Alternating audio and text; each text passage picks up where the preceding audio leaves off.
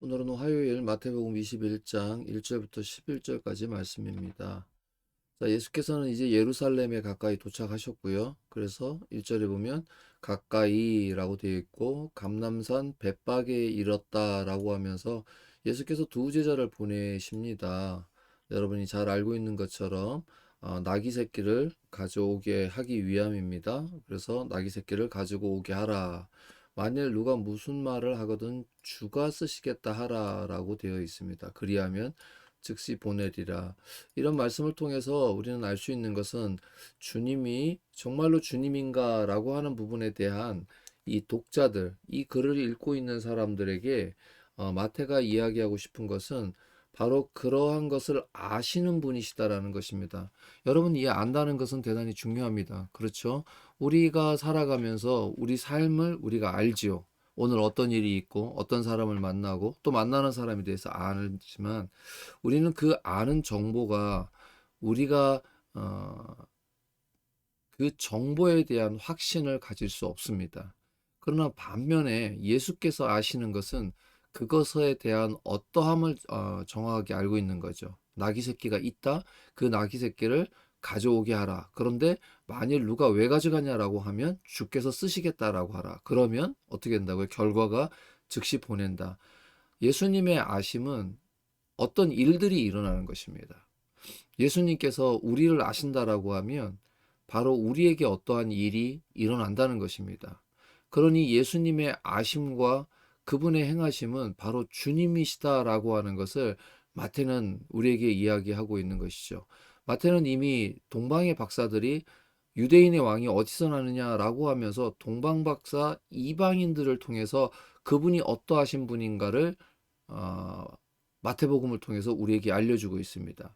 산상수훈을 통해서 예수께서 어떠한 것을 우리에게 가르치셨다면 그 가르치심 역시 우리에게 어떠하신 것이다라는 것을 아시는 분이시죠. 저와 여러분이 예수께 기도하고 또 예수를 통하여서 여러분과 저의 삶이 하나님의 나라 안에서의 삶을 살아갈 수 있도록 하는 것은 예수님께서 우리를 아시기 때문에 이것이 가능한 것입니다. 예수님의 아심은 단순히 나귀를 가져오라고 하는 것으로 끝나는 아심이 아닙니다. 이 말씀은 선지자를 통하여라고 하기 때문에 이미 선지하신 이미 먼저 계셨던 예수님께서 모든 것을 아시는 분이시다라고 하는 하나님의 속성, 전능, 전지. 우리는 그 부분을 이 말씀을 통해서 알 수 있는 것이죠. 어떻게 됩니까? 말씀을 이루려 하십니다라는 것입니다. 이 말씀을 이루려 하는 것은 이 말씀이 앞에도 설명이 되어 있는데요. 보시면 스가랴 9장 9절에 성취되는 것입니다. 그럼 이 성취가 왜 중요할까요? 이 성취는 곧 하나님의 아심과 연결이 되어 있습니다.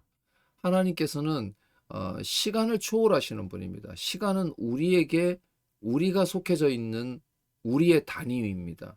그러나 하나님께서는 한 분이시는 성부, 성자, 성령 하나님께서는 시간을 만드신 분이십니다. 그러니 그분에게 있어서 이 스가랴의 예언은 그리고 그가 미칠 스가랴의 예언에 보면 메시아가 전쟁을 끝내고 평화를 이루면서 그 평화가 온 세상에 미칠 것이고 메시아는 그것을 자신의 죽음으로 이룰 것이다 라고 했던 이 선언은 아주 중요한 의미를 갖는데 예수님은 굴림이 아닌 섬김으로써 죽임이 아닌 죽음으로써 평화의 나라를 세우셨다라고 말하는 것입니다. 이것이 바로 하나님 나라의 대표적인 정의라고 할 수 있습니다. 또한 정체성이라고 할 수 있는 것이죠. 세상의 왕은 세상의 임금은 군림합니다. 군림하는 구조를 가지고 있습니다. 그래야 백성을 통제하고 백성에게 제시되는 룰을 통하여 그 국가가 취하고자 하는 방향성을 제시할 수 있기 때문이죠. 왕이 혼자서 내가 왕이야 라고 한다고 왕국이 세워지지 않습니다. 그래서 사람들을 통치하는 것이죠. 그런데 이 통치 방법에 대한 문제가 대두되는 것입니다. 그러나 예수께서 오시는 하나님께서 세우시는 하나님의 나라는 우리가 단순히 평화의 나라, 전쟁이 없다, 뭐 이런 의미로 1차적 의미로 이해해서는 안 됩니다. 이는 하나님께서 창세전에 계획하시고 또 창조의 사역을 통하여서 세워놓으신 에덴에 대한 모습, 곧 하나님께서 세워놓으셨던 창조의 모습으로 돌아가는 것입니다. 그런데 요한계시록에 나와 있는 새 하늘과 새 땅에 대한 하나님의 나라에 대한 표현은 창조에 세워졌던 나라보다 더 월등히 뛰어난 나라인 것이죠. 하나님의 말씀이 시온성에서 흘러 내려옵니다. 그래서 이것은 우리의 생명이 되는 것이죠. 그 말씀이 곧 하나님의 말씀으로서 우리는 그 생명 안에 거하는 것이죠. 요한복음의 표현이 그렇습니다. 요한복음은 여러분들 생명, 영생 이런 말들을 쓰지 않습니까? 자, 이런 말씀을 통해서 하나님의 나라를 이루는데 하나님이신 분이 그렇죠. 제 성자 예수님께서는 바로 그 모든 것을 아시는 분이십니다. 선지자를 통하여 하신 말씀을 이루시는 분이시라는 거죠. 시온의 딸에게 이르되 네 왕이 네게서 임하였나니 그는 겸손하여 나귀 곧 멍에 매는 짐승의 새끼를 탓도다 하라 하였느니라. 그러니 예수님의 모습을 왕으로서 표현하고 있다는 것, 여러분 이걸 꼭 기억하시면 좋겠습니다. 우리가 이 말씀을 통하여서 바로 예수님께서 이 땅에 오신 왕이시다라고 하는 것을 이 마태는 이곳에서 드러내고 있습니다. 왕의 마음이라면 마땅히 왕의 뜻을 따라야 하기에 교회는 겸손하고 온유한 마음으로 세상을 섬겨야 합니다. 이렇게 돼 있는데 세상을 섬긴다? 좀 설명이 필요하긴 한데요. 좀 의미가 조금 이 저자가 어떤 의도로 했는지에 대한 자세한 설명은 없기 때문에 자, 뭐 우리가 그냥 평상시에 생각하고 있는 그런 전통적인 의미를 따라서 이렇게 세상을 섬겨야 된다라고 되어 있습니다. 왜 그러냐면 이거를 우리가 착한 행실로 이해를 할 수가 있습니다. 선한 모습으로 이해를 할 수 있습니다. 그러면 그 모습을 통해서 많은 사람들이 하나님께서 제시하신 복음의 길, 영생의 길, 구원의 길을 믿고 따라오는 길을 열어주기 때문이라는 것이죠. 하나님께서 우리 인생에게 보여주신 길은 이스라엘 백성을 통해서 보여주었지만 이스라엘 백성은 그 길을 실패했습니다. 자, 그리고 이어서 그래서 하나님께서는 다시 언약들을 갱신하십니다. 언약들을 갱신하십니다. 하나님 편에서 갱신하시는 것입니다. 지키지 못한 사람이 또 약속하자, 또 약속하자 이럴 수는 없죠. 그런데 그것이 바로 다니엘에게서 다니엘이란다. 다윗에게서 나단의 신탁을 통해서 하나님께서 세우신 영원한 다윗의 언약이 어떻게 성취되고 있는가를 분명하게 보여주는 것이죠. 이를 통해서 하나님께서 구원의 역사를 예수 그리스도를 통하여 어떻게 이끌고 계시는가라고 할 때 여러분들이 예수님에 대한 구원 사역에만 집중을 하시지만 중요한 것은 예수께서 바로 왕으로 오신다라고 하는 이 의미를 분명하게 이해하셔야 합니다. 자, 마땅히 왕의 뜻을 따라야 합니다. 그러면서 6, 7절에서는 어떻게 됩니까? 나귀를 준비하고 모든 과정에 순종해 있습니다. 주께서 쓰시겠다고 하라 그러면 나귀를 내어주는 것. 이런 것은 합리성이나 가능성을 따지지 않고 그저 명하신 대로 사람들에 의해 사람들을 통해 주님의 계획이 실현되었습니다. 요렇게만 설명하면 예수님이 명령하시면 무조건 되는구나. 그러면 독재잖아요. 근데 여러분들이 이런 의도로 이 복음서를 읽으면 우리는 오해할 수 있습니다. 하나님 명령하면 당연히 인간이 다 듣죠. 그럴 수밖에 없지 않습니까? 그런데 마태복음을 통해서 그렇게 보고 있습니까? 그렇게 예수님이 소개되고 있습니까? 그렇지 않죠.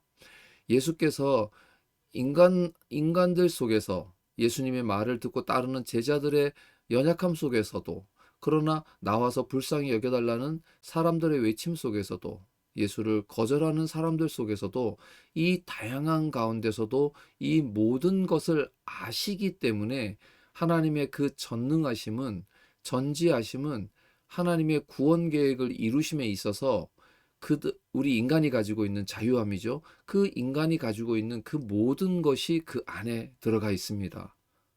하나님이 그냥 명령으로만 이렇게 해서 저렇게 해서 길을 열고 바꾸고 이런 식으로 하지 않는다는 것입니다. 왜 그럴까요? 바로 그것이 하나님의 통치 방식이기 때문에 그렇습니다. 하나님의 통치 방식은 섬긴다. 나는 섬기는 사람이야. 이런 게 아니지 않습니까? 실제 고통당하셨고, 실제 죽임 당하셨고, 실제 십자가에 달리셨고, 그것이 빌라도라고 하는 역사적 인물을 통하여 드러났고, 그럼에도 불구하고 그 속에 가지고 있는 영적인 의미가 그분이 왕으로 오셔서 왕이심에도 불구하고 그가 구원 사역을 이루어 가시는 하나님의 어린 양으로서 십자가에 죽으시지만, 그러나 또 부활하셔서 다시 하나님의 우편 보좌에서 지금도 우리를 위하여 당신의 통치 행위를 계속해 가고 계시지 않습니까? 그래서 종말의 때에 그 통치의 행위, 곧 신원의 심판을 누가 하십니까?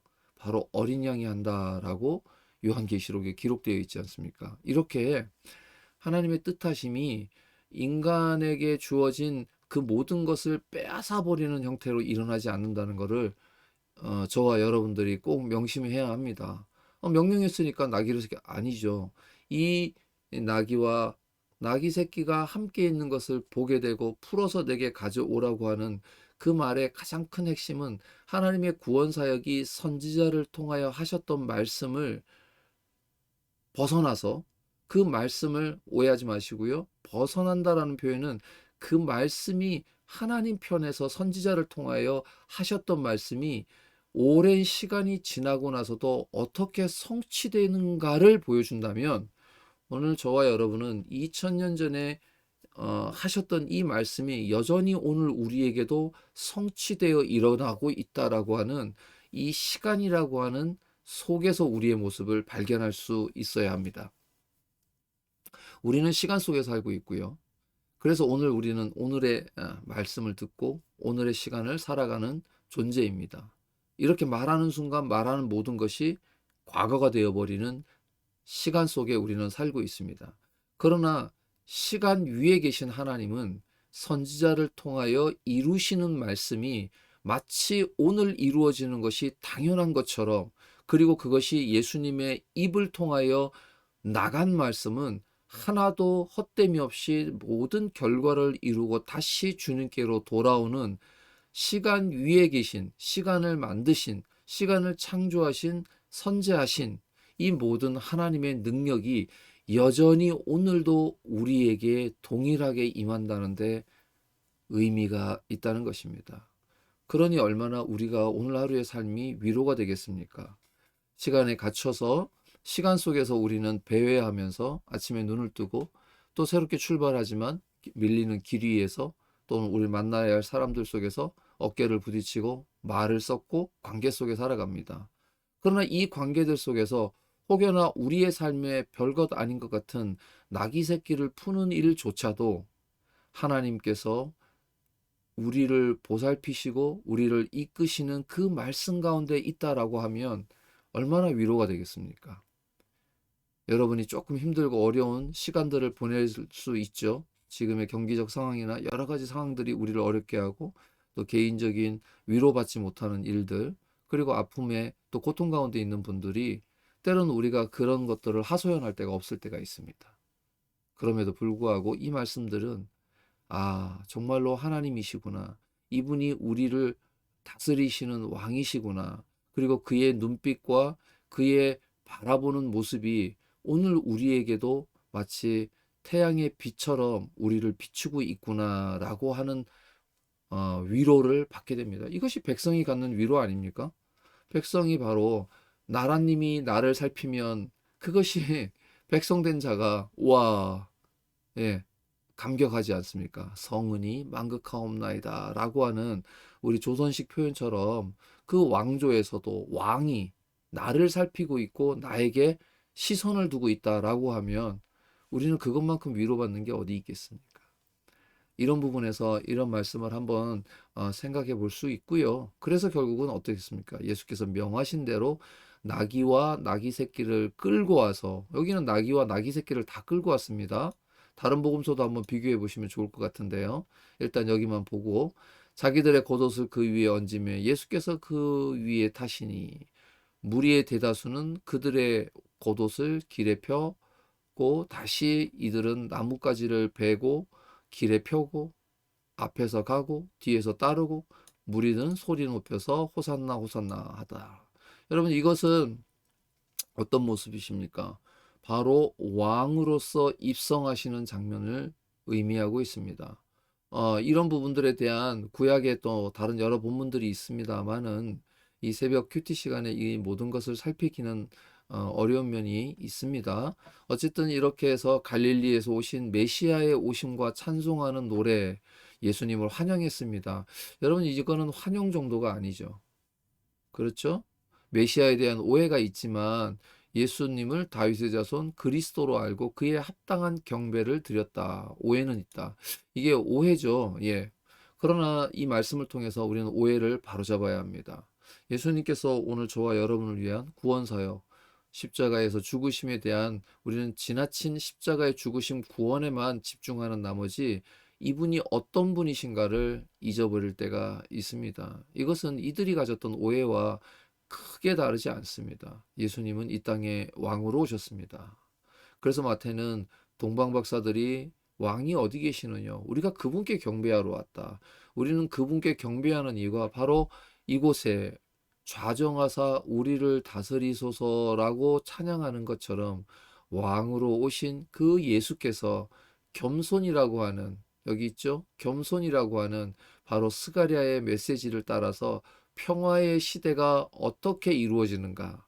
예수님의 죽음으로 인하여 어떻게 하나님의 나라가 이 땅에서 선포되고 이루어지는가를 예수께서 직접 보여주셨다는 것입니다. 따라서 예수를 따르는 우리의 삶이 그분이 가신 길을 벗어나서 간다면 우리는 십자가의 길을 따라가는 것이 아니라 벗어난 자가 되는 것이 이 말씀의 의미를 새기는 것이죠. 나귀를 타신 예수님을 깊이 생각해 봅시다 라고 오늘 하루 큐티의 제목을 던져주고 있습니다. 그러면서 이렇게 얘기죠. 나의 왕으로 기꺼이 모시고 따를 수 있습니까? 맞습니다.